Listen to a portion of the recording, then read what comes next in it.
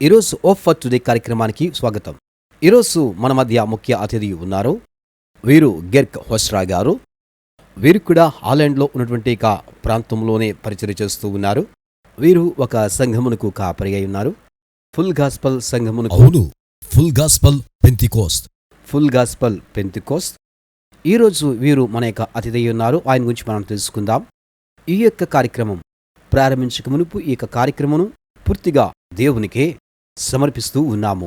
ఓ, తప్పక చేస్తాను. అవును ప్రభువా, ఈ కార్యక్రమమును ఆశీర్వదించినందుకు నీకు వందనములు. ప్రతి ఆశీర్వాదము నీయందే ఉన్నవి. ఈ కార్యక్రమం వీక్షిస్తున్న వారిని దీవించండి. వారు నీ యొక్క సన్నిధిని, నీ యొక్క శక్తిని పొందుదురుగాక. దేవా, నీవు నిన్న నేడు నిరంతరము మార్పు లేనివాడవయ్యున్నావు. ప్రజల జీవితాలను మార్చువాడు నీవే. నీ ప్రజలను నీ ఆత్మతో అభిషేకించండి. నీ ప్రజలను ఆశీర్వదించేందుకే నీకు వందనములు. యేసు క్రీస్తు నామమున అడుగుచున్నాం తండ్రి, ఆమేన్. అవును, ఆమేన్, ఆమేన్. ప్రతి ఒక్కరు దీవించబడ్డారని ఆశిస్తున్నాను. ఆమేన్. మంచిది. మనము ఈ యొక్క సమయంలో మీ గురించి కొద్దిగా సరే, మాట్లాడుకుందాము. నా తండ్రి గారు సంఘ కాపరి అయ్యున్నారు. అవును, మీరు పుట్టుకతో క్రైస్తవులా? అవును, నేను క్రైస్తవ కుటుంబంలో జన్మించాను. మీరు కాపరి కుమారులా? నేను కాపరి కొడుకును. దాన్ని బట్టి నేను అతిశయిస్తున్నాను. మేము విశ్వాసంతో జీవించాము. అవును, మాకు ఎక్కువ లేదు, అలాగే తక్కువ లేదు. దేవుడు మాకు ఎల్లప్పుడూ కూడా ఇచ్చేవాడు. వావ్. నేను ప్రభువైన యేసుక్రీస్తుకు నా జీవితం అర్పించేటప్పటికి నాకు 8 సంవత్సరములు 13 సంవత్సరముల వయసు అప్పుడు నేను బాప్తిసము తీసుకుని పరిశుద్ధాత్మతో నింపబడి నేను భాషలతో మాట్లాడి ఉన్నాను. దానిని బట్టి నేను ప్రభువును స్తుతిస్తున్నాను. అద్భుతం. ప్రతి ఒక్కరము సహజముగానే ఈ యొక్క లోకంలో జన్మించాము. అయితే ఆత్మీయ జననము కూడా అవసరమై ఉన్నది. అది ఆమేన్. ప్రాముఖ్యమై ఉన్నది. అవును. అలాగున జరిగినప్పుడు అది నిన్ను యేసు వలె మారుస్తుంది, చూపిస్తుంది. మీరు అప్పటికి 8 సంవత్సరాల వయసు అని చెప్పారు. అవును, మీరు యేసుని రక్షకునిగా అంగీకరించారు. చేసినాను. మీరు అలా చేయుటకు కారణము ఏమై ఉంది? ఆయన నీ యొక్క జీవితమును యేసుకు ఇవ్వమని పిలుస్తున్నాడు. అయితే నా యొక్క 8 సంవత్సరాల వయసులో నా యొక్క జీవితమును యేసుకు ఇవ్వాలని ఆశించాను. ఆ యొక్క వయసులోనేనా? అప్పుడే నా యొక్క బాల్యంలో చిన్నపిల్లలు సువార్తకు అవసరమని నేను భావించాను. వారు దేవుని యొక్క కృపను అనుభవిస్తే ఇక లోకంలో అటువంటి కృప మరి ఎక్కడా వారు పొందలేరు. ఈ యొక్క కార్యక్రమం వీక్షిస్తున్న వారిలో చిన్నపిల్లలు కూడా ఉండి ఉంటారని ఆశిస్తున్నాను. ఇది అసాధారణమైన కార్యము. లేదు, యేసుకు మీ జీవితం ఇవ్వండి. ఇది ఒక గొప్ప అద్భుత కార్యము. ఇది ఒక అసాధారణమైన కృప. ఇది ఒక అసాధారణమైన సమాధానం. నా యొక్క జీవితంలో దీనిని అనుభవించాను. అందుకే యేసును నేను ప్రేమిస్తున్నాను. అలాగే ప్రతి ఒక్కరూ యేసును తెలుసుకోవాలని కోరుతున్నాను. అయితే మీరు ఏమనుకుంటున్నారు? అనేక మంది చిన్న పిల్లలు కూడా ఈ కార్యక్రమం చూస్తున్నారు. వారి కొరకు ప్రార్థిస్తారా? తప్పకుండా. మీరు ఏ యొక్క వయసులో ఉన్నప్పటికీ కూడా సరే, మీ యొక్క వయసుతో ఆయన చూడటం లేదు. ఆయన మిమ్మల్ని లేదు. ప్రేమిస్తూ ఉన్నాడు. ఈ యొక్క కార్యక్రమం ద్వారా నిజముగా దేవుడు మీ యొక్క హృదయములను ఆకర్షిస్తే మీ కొరకు ప్రార్థిస్తాం. హల్లెలూయా. దేవా, ఈ కార్యక్రమం వీక్షిస్తున్న పిల్లలందరి కొరకు ప్రార్థిస్తున్నారు. నీ ప్రేమను వారు పొందుకోవాలి. వారి హృదయములు నీ కొరకు తెరవబడాలి. మీ యొక్క హృదయమును యేసుకు ఇస్తే ఈ యొక్క సమయంలో నాతో కూడా కలిసి ప్రార్థించండి. నా హృదయమును నీ కొరకు తెరుస్తున్నాను. నా హృదయంలోనికి రమ్మని మిమ్మల్ని ఆహ్వానిస్తున్నాను. ప్రభువైన యేసు యొక్క రక్తంతో నన్ను కడగమని అడుగుచున్నాను. నీ కాపుదలకే వందనములు. నీ భద్రత కొరకు నీకు వందనములు. నా జీవిత కాలమంతా నిన్ను సేవించేదను. మీరు ఈ విధంగా ప్రార్థన చేస్తే దేవుడు మిమ్మును భద్రపరుస్తాడు. మరియు ఆయన మిమ్మును ప్రేమించి గొప్ప జీవితము అనుగ్రహిస్తాడు. హల్లెలూయా. ప్రారంభము నుండియే దేవుడు పనిచేస్తున్నాడు. అవును. అవును, దేవుని యొక్క వాక్యం చెప్తుంది, ఆయన ఆకర్షిస్తేనే గాని ఎవరిని కూడా దేవుని ఎదిగి రాలేరు అని. రలేము. ఒకవేళ ఈ యొక్క కార్యక్రమం ద్వారా గాని ఎప్పుడైనా సరే మీరు దేవుని యొక్క తాకుదలను అనుభవిస్తే పరిశుద్ధాత్మ పని అయి ఉన్నది. అది మనమేమీ కూడా చెయ్యలేము. నేను కేవలము బోధించగలను, చెప్పగలను. కానీ దేవుడు మాత్రమే వారి జీవితాలను మార్చగలను. వారి జీవితంలో చేసిన కార్యమును గుచ్చి అనేక మంది సాక్ష్యం ఇస్తూ ఉన్నారు. అది నా హృదయంలో గొప్ప సంతోషాన్ని ఇస్తుంది. దేవా, నీ కార్యం బట్టి వందనాలని చెబుతాను. నేను కేవలం బోధిస్తాను. అవును, చాలాసార్లు మన సొంత ప్రయత్నాలు చేస్తూ ఉంటాము. అదేమీ పని చేయదు. అవును, దేవుడు ఎప్పుడు కూడా ఏ యొక్క తప్పిదము చేయడు, సంపూర్ణంగా చేస్తాడు. ఆయన సరి అయిన సమయంలో సరి అయిన దాన్ని చేస్తాడు. అయితే మనమే పరిష్కరించుకుందామని ప్రయత్నిస్తాము. అప్పుడు అది పని చెయ్యదు. నిజంగా ఆమేన్. మీరు 8 సంవత్సరాల వయసులో ఉన్నప్పుడు ప్రభువును అంగీకరించాలని మీరు చెప్పి ఉన్నారు. ఆ రోజు అంగీకరించిన మీరు నేటికి కూడా ఇక్కడే ఉన్నారు. మరలా మీరు వెనుకకు తిరగలేదు. జాన్, మీరు నిజముగా ఆయన యొక్క ప్రేమను గాని అనుభవించినట్లయితే ఈ లోకంలో ఇక ఏది కోరుకోరు. లేదు, దేనిని లేదు. ఆయనే మన జీవితంలో శ్రేష్టమైన వాడు. నేను అనుభవించాను.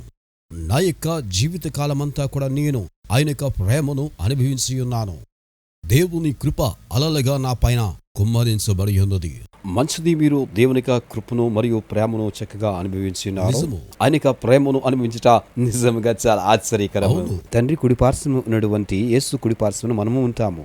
దానిని నా యొక్క జీవితంలో అనుభవించాను. అనేకులు దానిని అనుభవించలేదు. వారు మతపరమైనటువంటి జీవితము వారు అనుభవించినారు. అయితే నీవు తిరిగి జన్మించాలి. నీవు తిరిగి జన్మించవలసి ఉందని నికోదేముతో ప్రభువైన యేసు చెప్పాడు. అయితే నికోదేము, నేను మరలా ఏ విధంగా నా తల్లి యొక్క గర్భంలోని ప్రవేశించి తిరిగి జన్మించాలన్నాడు. పైనుండి జన్మించాలి. అవును, ఇది చాలా ప్రాముఖ్యమైన విషయం. ఇది అర్థం చేసుకోవడము కష్టము. మనము తిరిగి జన్మిస్తే మునుపటి వలె మనము ఉండము. మన ఆలోచన, మన నడత మారుతుంది. మనము దావీదు యొక్క రాత్రులు చూసినట్లయితే ఆయన ఇలా రాస్తున్నాడు, నీ కృప జీవము కంటే ఉత్తమమైనది. మీరు ఎప్పుడు కూడా ఆ దేవుని యొక్క ప్రేమల నుంచి బయటికి రాలేదా? ఆయన కేవలము రక్షకుడిగా మాత్రమే కాదు గాని నీ యొక్క ప్రభుగా కూడా ఉండాలనుకుంటున్నాడు. ఇది నీ మనసులో నుంచి మాత్రమే కాదు, నీ యొక్క హృదయంలోంచి ఇక ఆలోచన పుట్టాలి. నీవు హృదయపూర్వకంగా అంగీకరించినప్పుడు నీవు అనుభవిస్తావు. నీవు నూతన మనసు పొందుకుంటావు. నూతనమైన ఆలోచనలు పొందుకుంటావు. ఆయనతో ఉంటావు. ఇది నిజంగా నన్ను ఆశ్చర్యపరుస్తుంది. మీరు బాప్తిసం పొందారు. మరలా ఎందుకు బాప్తిసం పొందాలనుకున్నారు? ఎందుకనిగా ప్రభు చెప్పి ఉన్నారు, మారు మనసు పొంది బాప్తిసం పొందితే నేను పరిశుద్ధాత్మతో బాప్తిసమిస్తానని ప్రభు చెప్పింది నేను అనుసరించాను. వేరే ఏదైనా చేయమని ప్రభు చెప్తే నేను చేస్తాను. ప్రభు మీతో చెప్పిన దానిని మీరు చేస్తారని భావిస్తున్నాను. మీరు మొట్టమొదటిగా నీటిలో మునిగి బాప్తిసం తీసుకుని ఉన్నారు. తరువాత ఆత్మ బాప్తిసం పొందారు. మీ మీద ఎటువంటి ప్రభావం చూపింది? అది నా యొక్క హృదయంలో ఉప్పొంగుతుంది. అది ఇంకనూ నా ఆత్మలో మండుచున్నది. పరిశుద్ధాత్ముడు అలా చేస్తాడు. అయితే నేటి యొక్క దినములలో అనేక మంది పరిశుద్ధాత్మ బాప్తిసం పొందుకోరు. అదే పెద్ద సమస్య. అవును, నీవు క్రైస్తవునిగా జన్మించినప్పుడు నీవు నీ యొక్క పాపం విషయమే మారు మనసు పొందుకుంటావు. నీవు నీటిలో బాప్తిసం పొందుతావు. అలాగనే పరిశుద్ధాత్మలో బాప్తిసం పొందాలి. మీరు పరిశుద్ధాత్మ అభిషేకమును పొందుకునే అంతవరకు కూడా యెరూషలేములోనే నిలిచి ఉండాలని శిష్యులతో చెప్పారు. నేటి అనేక మంది క్రైస్తవులతో ఇదే సమస్య. మీరు పరిశుద్ధాత్మ బాప్తిసం పొందుకోవాలి. భాషలతో మాట్లాడండి. భాషలతో మాట్లాడినప్పుడు మీరు బలపరచబడతారు. పరిశుద్ధాత్మ బాప్తిసము పొందినప్పుడు అపవాది భయపడతాడు. కనుక పరిశుద్ధాత్మ బాప్తిసం పొందుకుంటే అది చాలా ప్రాముఖ్యము. బైబిల్ చెబుతూ ఉంది, ఆయన తన ప్రభావంతో మనల్ని కప్పునని. బాప్తిస్మము అనగా దాని అర్థం అదే. అవును. ప్రభువును మనము సేవించుటకు శక్తి. పరిశుద్ధముగా జీవించుట అనేది చాలా ప్రత్యేకమైన విషయము. మనము సాక్ష్యము ఇచ్చుటకు శక్తి అవసరము. మరియు పాపపు శక్తిని మనము జయించగలము. అవును, అపవాది యొక్క శక్తిని ఎదిరించగలము. మరణము యొక్క శక్తిని ఎదిరించగలము. నేను అదే నమ్ముతున్నాను. అదే నేను అనుభవించాను. ఇటువంటి కార్యక్రమం మేము ఎన్నడూ కూడా చేయలేదు. పరిశుద్ధాత్మ బాప్తిస్మ గురించి మాట్లాడుతున్నాం. మీరు ఎక్కువగా ప్రార్థిస్తారు. ఈ ప్రజల కొరకు మీరు ప్రార్థిస్తారా? తప్పకుండా మీకు కావలసిందల్లా ఒకటే. ఏమిటి అనగా మీరు దప్పిక గొని ఉండాలి. మీకు దప్పిక ఉంటే దేవుడు తన యొక్క ఆత్మతో మిమ్మల్ని అభిషేకించి మీకు బాప్తిసమిస్తాడు. పరిశుద్ధాత్మతోనూ అగ్నితోనూ మీరు మునుపు ఉన్న రీతిగా ఉండరు. మీకు దప్పిక ఉన్నట్లయితే యేసయ్యా నన్ను నింపండని మీ యొక్క చేతులు పైకెత్తండి. ప్రభువా యేసు నామమున అడుగుచున్నాను, నీ ఆత్మ కొరకు ఎంతమంది దప్పిక కలిగి ఉన్నారో వారిని నీ ఆత్మతో నింపండి. దేవా ఇప్పుడే దప్పిక గని అన్న ప్రతి ఒక్కరిని నీ ఆత్మతో అభిషేకించమని అడుగుతున్నాను. నీ ఆత్మతో వారిని నింపి బాప్తిస్మం ఇవ్వండి. వారిని అగ్ని బాప్తిస్మతో నింపమని అడుగుచున్నాను. మీరు ఎప్పుడైతే మీ చేతులు పైకెత్తి ఆయనను నింపమని అడుగుతారో ఆయన మిమ్మును అభిషేకిస్తాడో. మీరు నోరు తెరిచినప్పుడు మీరు అన్య భాషలతో మాట్లాడతారో. యేసు నామమున దేవా ప్రతి ఒక్కరిని ఆత్మతో అభిషేకించండి, అగ్ని బాప్తిస్మం ఇవ్వండి యేసు నామమున. ఆమేన్. నీ ఆత్మతో వారిని అభిషేకించేందుకు యేసు నీకు వందనములు. దేవా వారిక మునుపు ఉన్న రీతిగా ఉండకుండా నీవు వారిని నూతనంగా మార్చినందుకు వందనాలు. ప్రభువైన యేసుక్రీస్తు నామమున అడుగుచున్నాం. ఆమేన్. హల్లెలూయా, హల్లెలూయా, ఆమేన్. పరిశుద్ధాత్మ లేకుండా మనం ఏమీ చేయలేం. ఏమీ చేయలేము. ఆయన మనకు బోధిస్తాడు, నడిపిస్తాడు. ఆయన దేవునితో సంభాషించేవాడు. పరిశుద్ధాత్మ అభిషేకము లేకుండా ఏ మనుషునికి సాధ్యము కాదు. పరిశుద్ధాత్ముడు పరలోకముతో సంభాషించేవాడు. యేసు మాటలు ఆయన మనకు గుర్తు చేస్తాడు. మన భవిష్యత్తు చెబుతాడు. సత్యమును మనకు బోధిస్తాడు. దేవునికి మహిమ. నేను పరిశుద్ధ గ్రంథములోంచి చూస్తున్నప్పుడు పరిశుద్ధాత్ముడి గురించి నేను ఏమి అనగా అర్థం చేసుకున్నానంటే, యేసు పరలోకమునికి వెళ్ళినప్పుడు ఆయన నేను వెళ్ళిపోతున్నాను, మీరు కనుగొనలేరు అన్నాడు. మనిక మీరు చూడరు, అయితే మీరు భయపడకండి, మీకు ఆదరణకర్తను పంపిస్తాను. ఆయన మనకు ఆదరణకర్తను అనుగ్రహించాడు. దీన్ని మనం అర్థం చేసుకోవడానికి ప్రయత్నిద్దాం. అవును. యేసు బోధించిన వాటినే పరిశుద్ధాత్మ దేవుడు మనకు బయలుపరుస్తాడు. అవును. పరిశుద్ధాత్ముడు యేసు యొక్క శక్తియు ఆయనకు ఆత్మయ్యై ఉన్నాడని తెలుసుకోవాలి. ఆయన మనకు బాప్తిస్మిస్తాడు, మనల్ని నడిపించి ధైర్యపరుస్తాడు. విడిపించుటకు దేవునికి మహిమ. హల్లెలూయా. సహాయం చేస్తాడు. సరే, మంచిది. ఈ యొక్క యుగములో పరిశుద్ధాత్మ గురించి ఎక్కువగా నిర్లక్ష్యం చూపిస్తూ ఉన్నారు. పరిశుద్ధాత్మ అనేది ఒక అనుభవం. పరిశుద్ధాత్మ మనము చూడలేము, అయితే మనలో ఉన్న ఆత్మ మనము ఆయన అనుభవించగలము.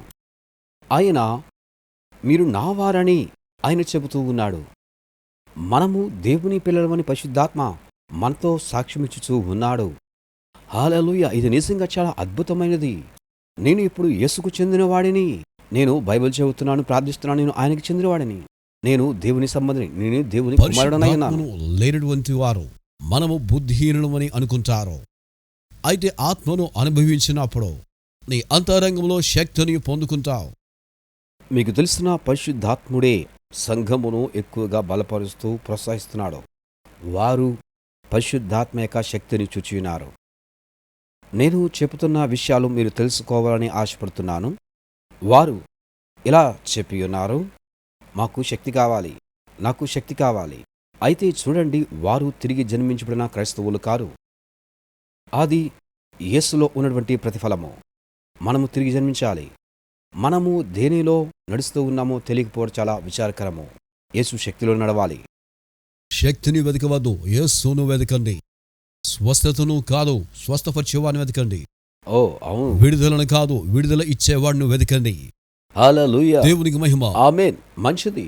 మీరు 12 సంవత్సరాల వయసులో పరిశుద్ధాత్మిక బాప్తిస్మము మీరు పొందుకుని ఉన్నారు కదా. ఇది పరిశుద్ధాత్మ కార్యక్రమము. అవును, ఇది నాకు చాలా ఇష్టము. అవును, నాకు సంపూర్ణ సువార్త అంటే నాకు చాలా ఇష్టము. లేదు లేదు లేదు లేదు, సగము కాదు, సంపూర్ణ సువార్త.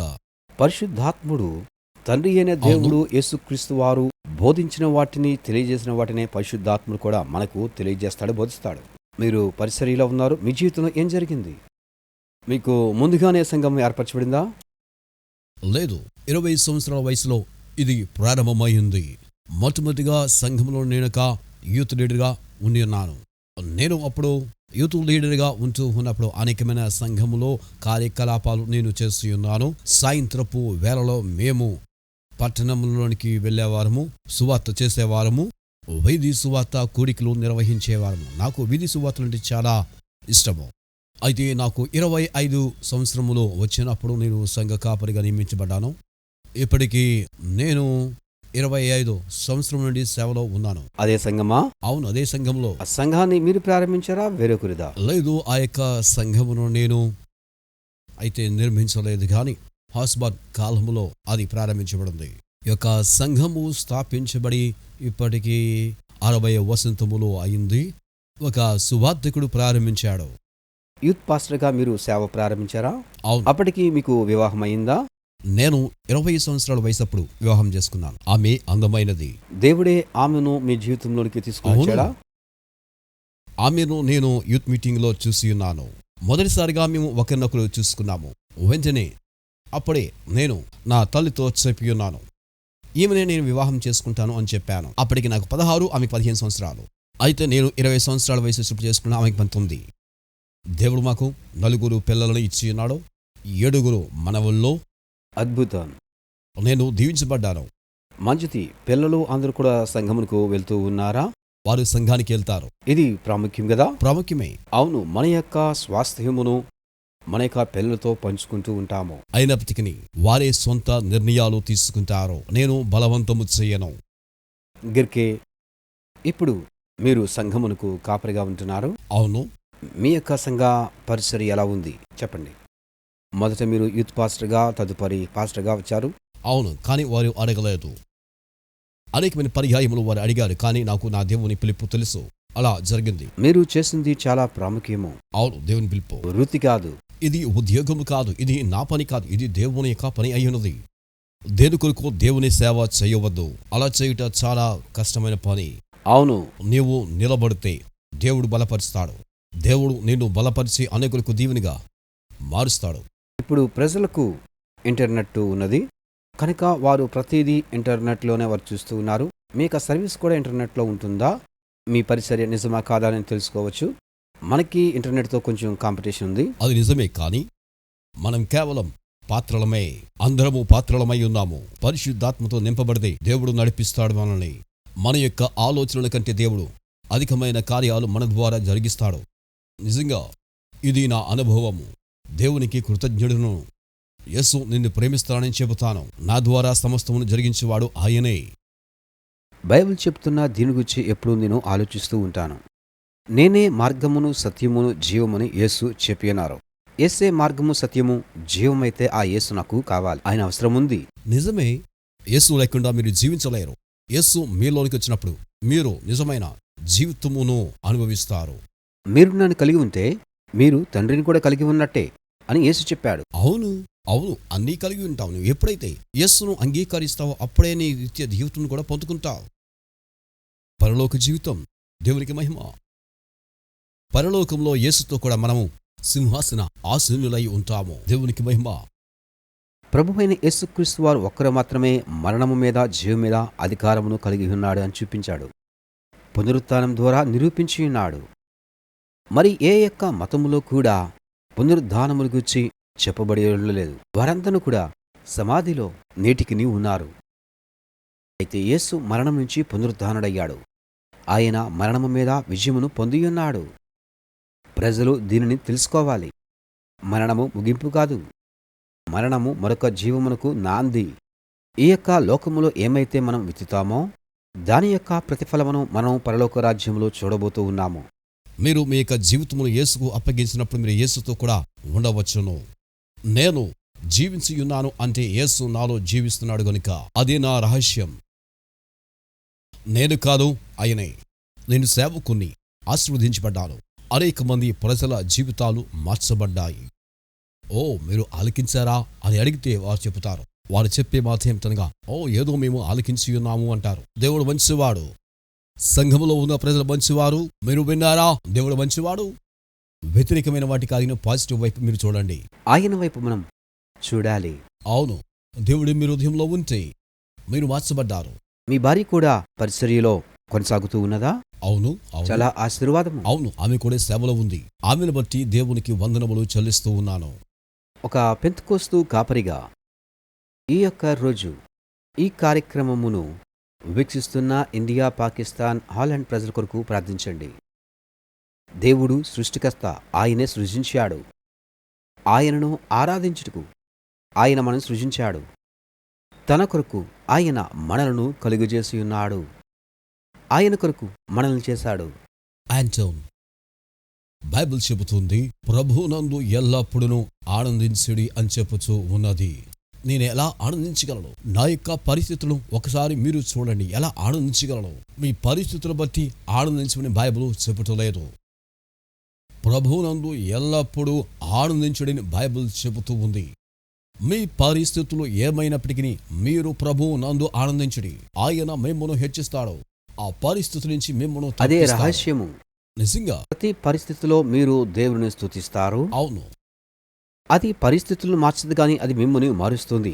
అది సత్యం. మనము పరిస్థితుల వైపే చూస్తే అవి ఇంకనూ కూడా పెద్దగా మనకు కనిపిస్తూ ఉంటాయి.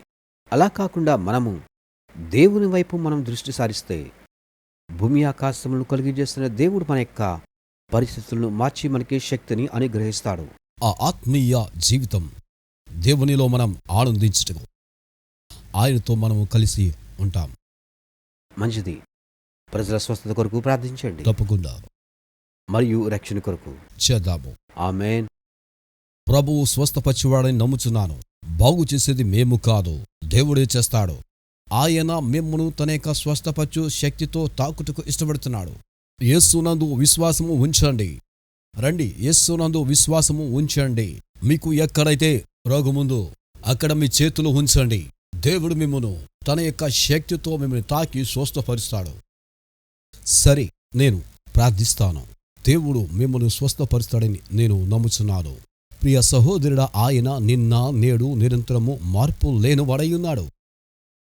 యేసయ్య నీ సంపూర్ణ శక్తితో మా మధ్య ఉన్నందుకు నీకు వందనములు. స్వస్థపరచుటకు శక్తిమంతుడవు. నీ ప్రజలను బాగు చేయుటకు నీవు ఉద్దేశము కలిగి ఉన్నావు. బాగు చేయము. అలాగుననే ఎంతమందైతే వేదనలోనూ శ్రమలలోనూ ఉన్నారో వారిని ఈ క్షణమే తాకండి. నీ బలమైన చేతితో వారిని విడిపించండి. ప్రతి అపవాది యొక్క బంధకముల నుండి వారిని విడిపించండి. నీ బలమైన నామములో వారిని విడిపించండి. అలాగుననే ఎంతమందైతే నీ యొక్క నామముందు విశ్వాసం కలిగి ఉన్నారో వారిని తాకండి. నీ పరిశుద్ధాత్మ శక్తితో యేసయ్య కలువరి సెలవులో చేసిన త్యాగం బట్టి వందనములో వీక్షిస్తున్న ప్రతి ఒక్కరి కొరకు సంపూర్ణమైన పని చేస్తావు నీవు. నీ తాకుదల బట్టి వందనములు. నీ కృపను గుచ్చి, ప్రేమను గుచ్చి, స్వస్థతను గుచ్చి వారు సాక్ష్యమిచ్చుదురుగాక. యేసు శక్తిగల నామములో. హల్లెలూయా.